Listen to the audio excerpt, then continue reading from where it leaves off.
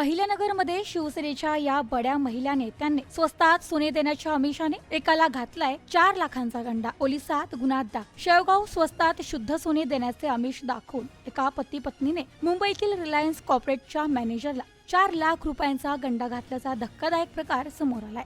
या प्रकरणी शेवगाव पोलीस ठाण्यात शनिवारी उशिरा फसवणुकीचा गुन्हा दाखल झालाय. विद्या जावेद गाडेकर आणि त्यांचे पती जावेद यासिन पठाण यांच्या विरुद्ध गुन्हा नोंदवण्यात आलाय. या दोघांनी ओळखीचा गैरफायदा घेऊन मॅनेजरला फसवल्याचा आरोप आहे.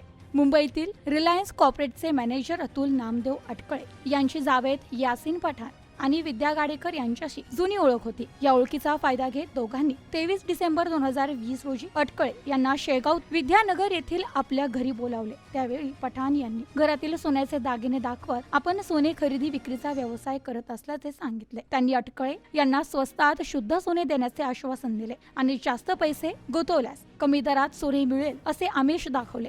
आमच्यावर विश्वास ठेवा, आम्ही फसवणूक करणार नाही असे सांगून त्यांनी अटकळे यांचा विश्वास संपादन केला. या बोलण्यावर भाळून अटकळे यांनी वेळोवेळी बँकेतून पैसे ट्रान्सफर करत 4 लाख रुपये गुंतवले. मात्र पठाण आणि गाडेकर ना सोने दिले ना पैसे केले.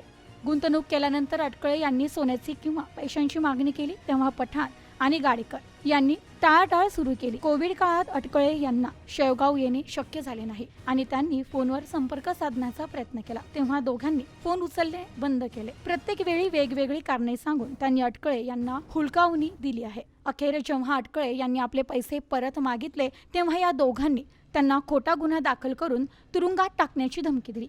या धमक्या आणि सततच्या टाळेटाळीमुळे अटकळे यांनी शेगाव पोलीस ठाण्यात तक्रार दाखल केली आहे आणि त्यावरून पठाण आणि गाडेकर यांच्या विरुद्ध फसवणुकीचा गुन्हा नोंदवण्यात आलाय.